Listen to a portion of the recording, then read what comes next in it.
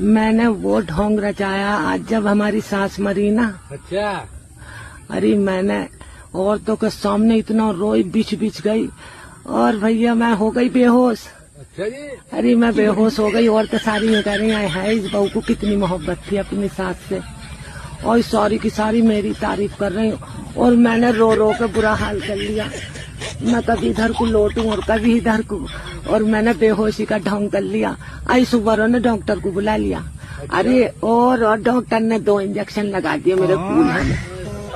यूं कही कमजोरी में चक्कर खा के गिर गई और कुछ भी नहीं था। मैं तो ढोंग कर रही थी, पर सारे मेरी तारीफ कर रहे हैं। और मेरा मियाँ भी का मेरी बहू को कितना फिक्र था, मेरी माँ का इतना मुझे। और अब अनाज ला के दिए 2 किलो मुझे तुम्हारे, हाँ तुम्हारे बहनोई ने। छिड़ा मेरा क्या होता वो। हेलो हाँ सुनो, गालियाँ मत